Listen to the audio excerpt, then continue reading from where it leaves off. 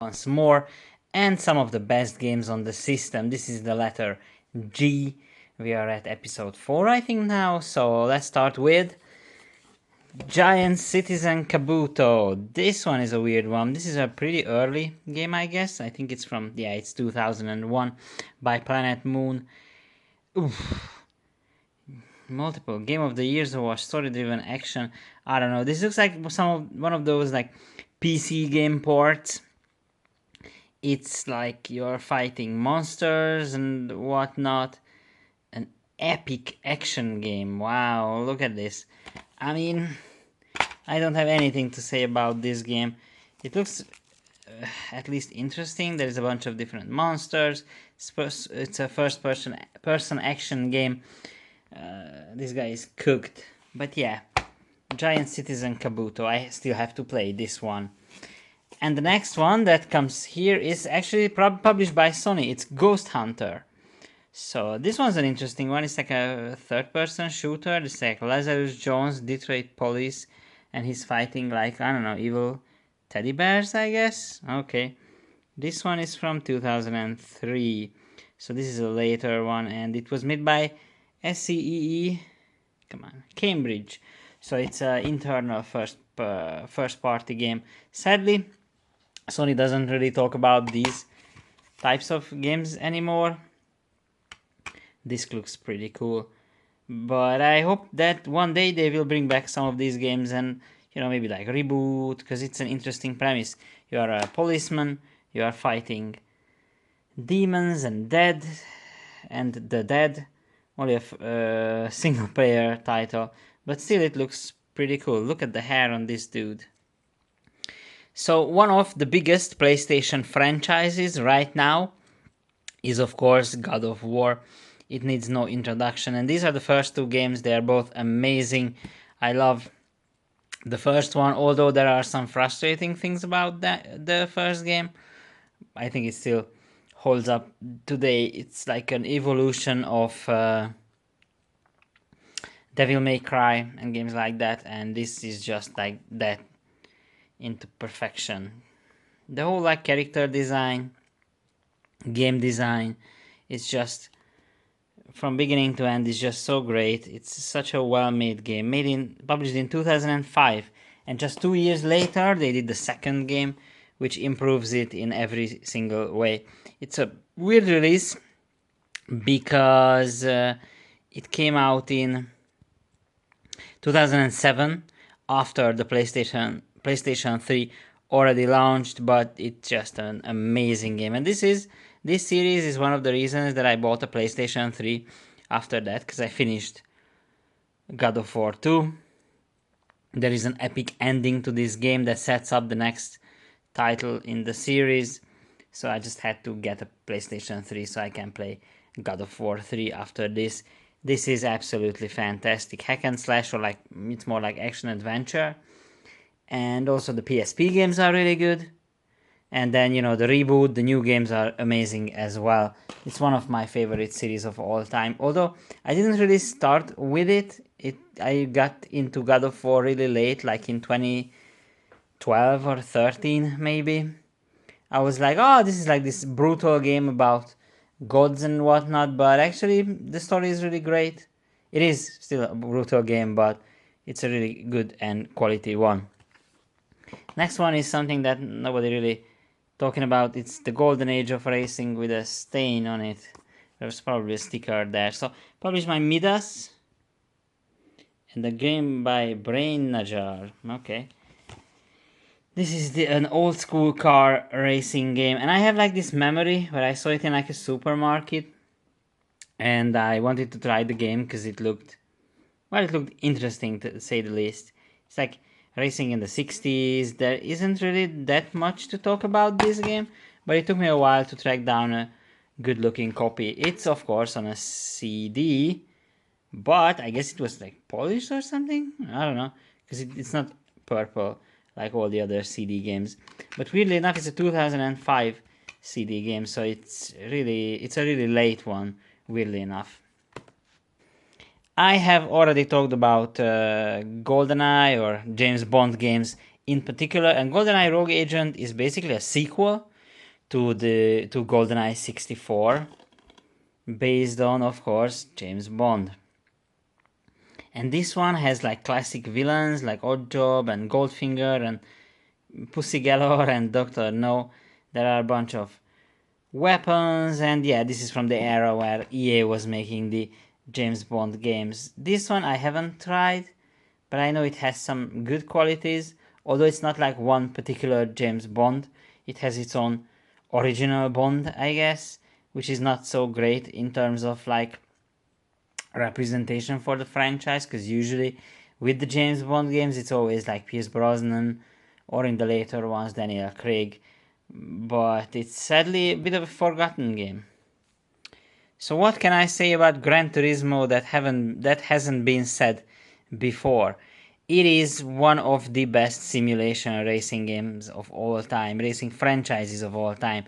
Gran Turismo 3 and 4 just sold crazy on the PlayStation 3, especially a PlayStation 2. Well, GT sold very well on every single platform that it was on.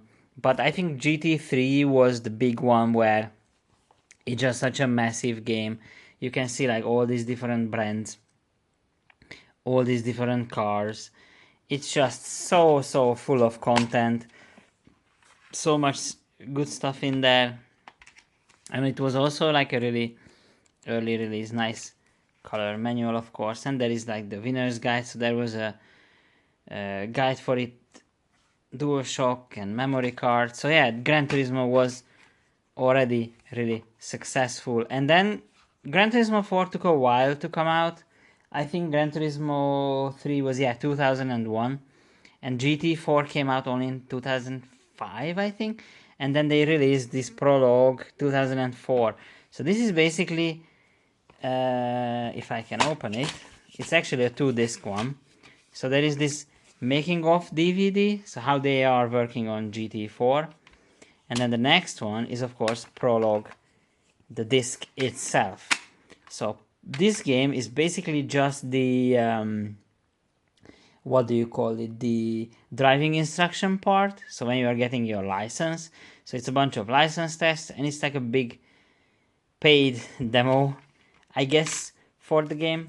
You can check it out. It has like this part, like there is this school mode part, and you have to go through all of this. It's pretty short. There are cars that you can unlock, there are stuff that you can unlock in the game, and if you have a save, if you save this, you can transfer the save to the full-on GT4 game. I only have a loose copy of GT4, but yeah, GT4 is just amazing. It's one of my favorite driving games of all time. I put like some serious hours, like probably hundreds of hours into the game, because I even tried like the endurance races with the multiple hours going on.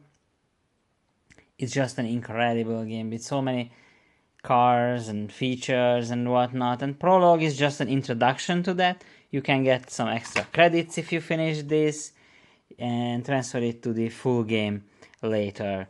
And it's cool to have like a DVD where you can see like Kazunori Yamauchi, the creator of Gran Turismo, working his magic, how they are basically building the models of the cars and scanning real life cars and all kinds of details about them. It's really cool.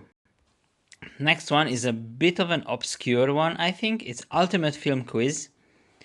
Il Grande Quiz Sol Cinema, something like that. I think I put it on the G because it's like, I don't know why I put it there in the collection, but yeah, it's the Ultimate Film Quiz. It's a film and TV trivia game. I have an Italian copy for some reason, but there are film scenes there, and it's actually in English. So I like quiz games. I think they are pretty fun, and I hope to try it soon. I guess today it's all about the racing game. This is Grand Prix Challenge, which is weirdly enough officially endorsed by an official product of the FIA Formula 1 World Championship. Yeah, but you can see it's like another Formula One game. They look pretty good for PS2, I would say. It's an early one, it's 2002, made by Infogrames. So I guess they gave it the license to Atari, and they just wanted to make a Formula One game. So if I can open it, yeah. So this one's a weird one because I'm not even sure that it's. Did they make another Formula One game? And it's like Grand Prix Challenge. It doesn't even sound like it's a Formula One game, although it is fully licensed. So you can see like here are the teams from 2002, and then here are the racers. And I really love that because this was a time when I was watching Formula One. But this is when I really started to follow Formula One, like really get into it with my father, and we really watched it a lot on the weekends. And I remember every single one of these Formula One racers, even Alan McNish. Probably one of the biggest and most famous video game series of all time is GTA. And it's weird to think about that the PlayStation 2 actually had 5 Grand Theft Auto games. I actually have all 5 of them. Started with the GTA 3. This was the first 3D GTA game set in like a New York type of deal. Yeah, you can see there's the helicopter, there are the cars and whatnot. And it's in Liberty City. It's the first one is, I think, rough around the edges, although it's a cool game nonetheless. There's this cheat codes from the previous owner, and they already gave you like a whole kind of like magazine type of deal. There is a big poster of the game with the map. So yeah, GTA 3 was the big jump in not just in the 3D, but in like the quality and just amount of stuff in the game. And then the next one was of course GTA Vice City. So this was probably like a bundle copy with like the GTA collection, but this is my copy, and it's of course it has English. Absolute classic. A lot of people really love this. I mean, this is their favorite one, with the music, with the 80s setting. I would say I'm really excited for GTA 6 that's coming out later this year. And of course, we are going to return to Vice City in that game. So that's also very exciting. But probably the most popular one on this console is GTA San Andreas. And I haven't really got into GTA that much. The only one that I played fully was, of course, GTA 5. And then 4, I think I got like 2/3 of the game probably. And GTA San Andreas is the one that I dabbled the most in the PlayStation 2 era, like a couple of hours. It's not really my type of game, but I have to admit that it's like one of the biggest deals, one of the biggest games of all time. I don't have the map for it. And then the two next ones are a bit weird because they were originally PSP games that got released on the big console. So they got the PS2 version. It didn't just get stuck on the PSP. First is Liberty City Stories. So it's like based on the engine of the game, but they are like really late releases. This is from 2006. They are kind of rare, or like more rare than the other ones, just because it's like a late title and it's not really considered part of the main series. And then there is Vice City Stories, which is the other PSP port, this time in Vice City. So if you played Vice City, you loved it, and you never heard about this game, you should give it a go. It does have the map, it does have the disc, it does have the the map and the poster and the little instruction manual that looks like a magazine. So yeah, like 5 GTA games on one console, and then on the next one we got 3 basically. I mean, San Andreas is there, then there is 4 and 5, and then 4 with the DLC ones, episodes of Liberty City, or episodes from Liberty City, and then in the last 2 generations we only got the one game, and then there is the HD collection, but it only has the 3 Vice City and San Andreas, and these games are sadly forgotten, but they are still really cool games, and if you are a big GTA fan, these are a must-have. Next one is one of the weird ones, is by Play It, and they are this budget game company. There is a lot of that on the PS2. You know it's gonna be a quality game if it's on a CD, but yeah, it's like an electric car or like slot car racing game. Really, not that much to talk about of this one. This is probably fine, but I don't know, haven't tried it. The next one I did, and I almost played through it. It's Gun by Neversoft. So Neversoft is the company that was bought out by Activision, and they are the one who are famous for the Tony Hawk games. They made a lot of those, and then they were doing like Guitar Hero and then Gun. And there aren't that many Western type of games, and this one is a bit janky by today's standard, but I think it's still much better than Red Dead Revolver. And then it just got blew out of the water by Red Dead Redemption. Although I think this one is worth playing if you liked Red Dead and Red Dead 2 and you want to have another cowboy game or like Western type of deal. This is actually an open world one.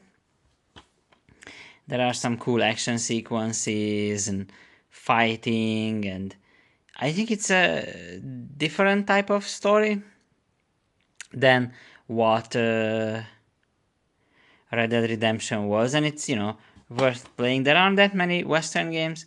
This one is a cool one. So these are my 2 Lord of the Rings games. This is Return of the King and this is Third Age. I have played both of them. I think this is like an action-adventure game. Kind of fun.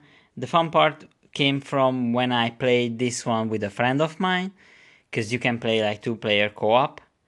That's cool. And then, oh, we enjoyed the other game. Let's get this one.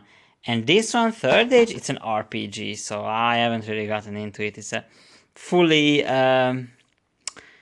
turn-based RPG, almost like a JRPG in a lot of way. But it's still cool. By today's standards, it's not really that great. But, you know, back in the day when EA was making every licensed game, they were making James Bond, Harry Potter, and then, of course, Lord of the Rings games. This came out in 2005, so it's actually after the release of the movie trilogy, so it doesn't like coincide with any of the games, but it's still pretty cool, although it's a bit dated by today's standard.